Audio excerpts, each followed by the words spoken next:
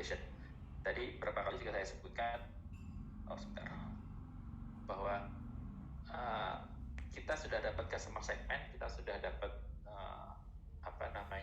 problem definition. Kita harus pastikan itu benar nggak dihadapi oleh customer gitu, karena khawatirnya apa yang sudah kita tadi kita tulis gitu kan, harus sudah kita asumsikan ternyata tidak sesuai dengan apa yang terjadi di lapangan, di kondisi sebenarnya seperti apa gitu. Jadi kalau kemarin dijelaskan oleh Coach Juni ya, Coach Juni, secara umum innovation journey itu kita mulai dari CV gitu kan, customer validation, do we really have a problem to solve gitu kan, benarkah kita punya satu masalah yang perlu diselesaikan gitu kan. Kembali, kalau ada masalah tapi customer atau user itu tidak merasa itu perlu diselesaikan, itu bukan sesuatu yang worth it untuk kita gali lebih lanjut. Kemudian baru kita maksudnya, do people use my solution to solve the problem, apakah memang customer kita melakukan menggunakan produk kita untuk menyelesaikan masalah tersebut. Itu harus kita buktikan dulu. Pertama, customernya benar ada atau enggak, mereka punya problem itu atau enggak. Kemudian kita cari ide kita benar enggak digunakan oleh mereka untuk menyelesaikan masalah itu. Itu dua hal itu yang pertama dulu. Jangan lanjut kemana-mana sebelum kita valid terus itu sudah terbukti gitu kan. Baru nanti kita melakukan BMV, baru kita melakukan market validation gitu kan. Ini ada tahapan-tahapannya. Mungkin salah satu pemahaman yang agak kurang tepat adalah semua itu dianggap menjadi namanya market validation gitu kan. Padahal market validation itu nanti di ujung saat kita melakukan sell up. Pertama kita harus customer validation dulu, product validation, business model validation, baru namanya nanti market validation. Dan ini dilakukan secara bertahap. Pertanyaan yang juga muncul adalah seberapa sering sih atau seberapa lama sih kita perlu melakukan CV dan PV gitu kan. Teorinya CV itu dalam 2 minggu cukup, PV itu 2-4 minggu cukup. Jadi asal kita benar-benar disiplin melakukan CV dan PV itu, dalam waktu 4-6 minggu kita sudah dapat validasi mengenai produk kita, mengenai solusi kita memang benar-benar bisa kita lakukan. Jadi jangan sampai kita terburu-buru kita melakukan pengembangan lebih lanjut sebelum kita melakukan CV dan PV itu. Pertanyaan adalah bagaimana melakukannya gitu kan, bagaimana melakukan CV dan PV itu. Ini satu tema sendiri lain yang mungkin perlu bahasan, tapi mungkin kemarin Coach Edwin juga sedikit menyampaikan bahwa kita melakukan design thinking. Design thinking itu adalah tahapan-tahapan kita membuat suatu produk atau solusi dengan mengutamakan sudut pandang customer sebagai kunci utamanya. Jadi kita meletakkan diri kita di sudut pandang customer. Ada 5 tahapan, ada emphasize, define, ideate, competence, dan test. Untuk CV dan PV ini ditekankan pada emphasize dan define. Emphasize artinya adalah empati. Kita memosisikan diri kita di sisi customer atau pelanggan kita atau pengguna kita. Jangan sampai kita terlalu memaksakan solusi kita bahwa ini solusi kita yang paling bagus. Kita harus selalu memikirkan pelanggan, posisi pelanggan, bagaimana sih mereka melakukan hal ini, bagaimana mereka melaksanakan ini, dan itu ditunjang dengan namanya empathy map. Empathy map itu intinya adalah memetakan apa yang pelanggan lakukan, apa yang pelanggan katakan, apa yang pelanggan pikirkan, apa yang pelanggan lihat, apa yang pelanggan dengar. Apapun yang dilakukan oleh mereka itu kita tangkap. Makanya itu kita perlu melakukan CV dan PV itu sebisa mungkin secara langsung gitu kan. Mungkin meskipun kondisi sekarang agak tidak memungkinkan karena pandemi segala macam bisa kita melakukan online, tapi sebisa mungkin kita melakukan secara langsung, karena tadi kita nggak hanya melihat jawaban mereka gitu kan. Kita nggak melihat ini oke atau tidak oke, tapi kita harus lihat raut muka, ekspresi, bahasa tubuh, itu kelihatan gitu. Apalagi kalau kita melakukan CV misalnya ke teman gitu kan, atau ke orang yang kita kenal dekat, mereka nggak enak kalau nggak bilang enggak gitu kan. Mereka pasti kan iya aja. Nah ini akan agak susah kita mengambil sebenarnya masalahnya di mana. Nah ini harus kita tangkap sebenarnya bagaimana sih perasaan mereka mengenai apa yang sedang kita lakukan ini. Metode risetnya ada 2 secara umum, namanya kuantitatif dan kualitatif. Kuantitatif mungkin rekan-rekan sudah paham mengenai survei. Boleh melakukan survei, tapi akan lebih dalam lagi kalau kita bisa melakukan kualitatif. Kuantitatif itu kita cuma lihat dari sekian orang yang setuju dengan ini ada berapa persen, atau yang mereka melakukan hal ini berapa persen. Tapi kita perlu tahu mengapa mereka mereka mau melakukan hal itu, kenapa mereka setuju dengan hal itu. Nah, itu melakukan metode kualitatif.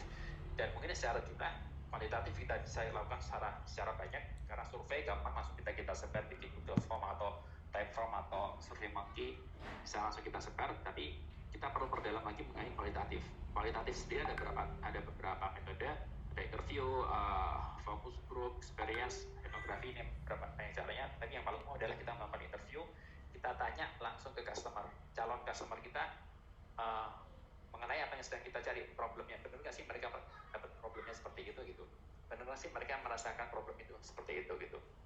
Mungkin nggak semua saya share ini karena satu materi sendiri. Mungkin pertanyaan juga mungkin sering muncul adalah berapa banyak yang harus kita interview. Ini pertanyaan yang selalu muncul kalau ada di sesi customer validation. Ini ada satu teori gitu kan, ada satu penelitian bahwa kita bisa mendapatkan 90% kebenaran itu dari 12 orang, 10 sampai 12 orang. Maksudnya gimana? Kalau kita nanya ke 15 orang, itu kita akan menjawabkan semua kemungkinan jawaban yang muncul. Syaratnya selama segmennya benar. Jadi kita harus pastikan dulu, kita mau mencari, kita melakukan CV kepada segmen yang benar. Makanya tadi saya tekankan selalu, segmen dan early adopters itu harus didefinisikan di awal, karena itu akan menentukan nanti CV kita.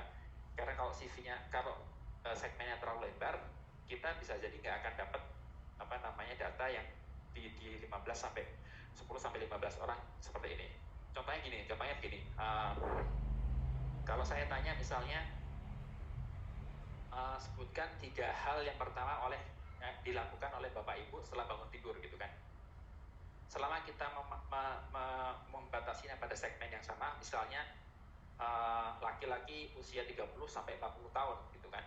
Kita nanya hal itu, di orang ke-15 itu tidak akan muncul hal yang baru. Jadi orang pertama kita tanya ada tiga jawaban. Orang kedua kita tanya ada 3 jawaban. Bisa jadi berbeda, bisa jadi beririsan gitu kan. Orang ketiga kita tanya kemungkinan besar udah beririsan, udah besar. 5, 6 sampai 10 itu udah banyak beririsan. Sampai ke orang ke-15 itu sudah kecil kemungkinan akan muncul hal baru. Tapi syaratnya adalah tadi segmennya harus benar, harus kita definisikan di depan. Kalau kita nanya tadi satu ke pria umur 30 sampai 40 dengan wanita umur 50 sampai 60, bisa jadi jawabannya total berbeda. Tapi kalau segmennya benar, dengan 15 orang aja kita sudah dapat. Misalnya kalau kita mau bikin layanan untuk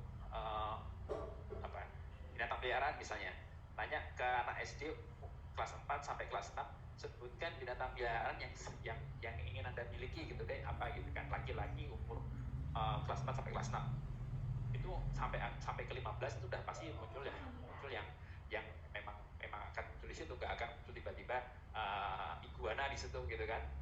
Tapi kalau kita nanya ke umur yang lebih besar, jawabannya bisa berbeda karena tadi segmennya berbeda. Nah, makanya itu kita harus pastikan dulu, kita cek segmen kita benar, spesifik, baru kita tanya masalahnya seperti apa.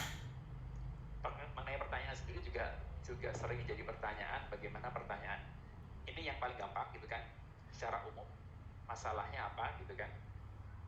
Ini jadi guideline, nggak harus seperti ini, tapi rekan-rekan bisa mengimprovisasi melakukan bagaimana melakukan interview atau melakukan customer validation.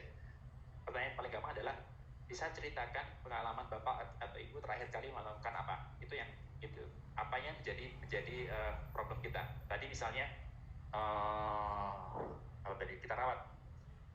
Bisa ceritakan Bapak Ibu bagaimana terakhir kali mencari layanan home care gitu. Nah, mereka akan cerita, bisa jadi saya belum pernah pakai home care gitu kan. Ya bisa ditanya, kenapa nggak pernah pakai home care? Karena misalnya apa dapat di situ kan pain point-nya, masalahnya di mana itu. Atau jawabannya, kemarin saya sudah pernah nyari home care Pak, tapi susah dihubungi atau informasinya nggak jelas. Nah, dapat tuh. Ternyata informasinya nggak jelas. Kenapa informasinya nggak jelas Bu? Nggak bisa dihubungi, nomor teleponnya dapat. Berarti kita kalau bikin ini harus informasinya jelas, nomor teleponnya bisa dihubungi. Hal-hal seperti itu bisa kita gali dari pertanyaan-pertanyaan seperti ini. Jadi pastikan pertanyaan terbuka gitu kan. Jangan pertanyaan ya dan tidak gitu kan, tapi pertanyaan terbuka. Bagaimana, mengapa gitu. Jangan nanti ujung-ujungnya harus jawab ya atau tidak. Nanti kalau jawabannya tidak, susah, kita nggak bisa berkembang lagi gitu. Oke, mungkin itu saja. Khawatir saya terlalu banyak sudah jamnya habis kan, saya sudah dicolek sama Coach Bahri. Untuk materinya gimana Coach? Apa sudah habis? Sudah selesai materinya? Ini sebenarnya materi CV sebenarnya, bukan materi Green Canvas. Kalau Green Canvasnya udah oke. Tapi boleh nanti jika ada pertanyaan bisa tanyakan secara japri atau nanti kita diskusi lebih lanjut gitu. Boleh. Terima kasih sekali lagi. Mungkin sebelum ditutup, terima kasih rekan-rekan semua atas kehadirannya dan atas partisipasi yang mengisi Lean Canvas tadi. Semoga rekan-rekan bisa mengambil pelajaran di situ. Sekali lagi, Lean Canvas itu bukan suatu hal yang fix, bukan suatu hal yang mati, tapi dia adalah dinamis. Itu yang akan tadi menjadi panduan kita, arah kita kemana organisasi kita, lembaga kita, atau produk dan layanan kita. Apa yang harus kita lakukan ke depannya, kita lihat di situ, kita petakan semua, dan lebih penting lagi, setelah kita dapat, kita lakukan validasi, kita ubah, kita iterasi lagi, kita ubah, iterasi sampai benar-benar dapat, dan baru itu bisa kita kembangkan lebih lanjut. Harapannya rekan-rekan semua bisa menghadirkan inovasi yang bermanfaat, berdampak besar bagi Indonesia. Terima kasih. Saya kembalikan ke Coach Bahri. Oke. Thank you so much pada Coach Yusron yang sudah menuntaskan materi Lean Canvas. Jadi sobat inovator sekalian, harusnya setelah sesi kedua ini sobat sekalian sudah paham ya apa itu Lean Canvas, bagaimana mengisinya dengan baik dan benar, dan juga bagaimana mengevaluasinya dan seterusnya. Oke. Nanti misalkan masih ada pertanyaan, silakan ditanyakan via WA group atau japri ke Coach Yusron juga boleh. Coach Yusron mungkin bisa info nomor WA-nya jika memang boleh ya. Kalau enggak ya mungkin via WA group juga boleh. Siap. Boleh nanti di WA group, nomor saya ada di WA group Bensiman. Ada di situ, nanti boleh kita diskusi di situ. Siap. Oke. Thank you, Pak. Sama-sama. Oke. Teman-teman sekalian ya, sobat-sobat sekalian, para inovator muda ya, kolonial dan milenial. Jadi kalau inovator itu tidak terbatas usia.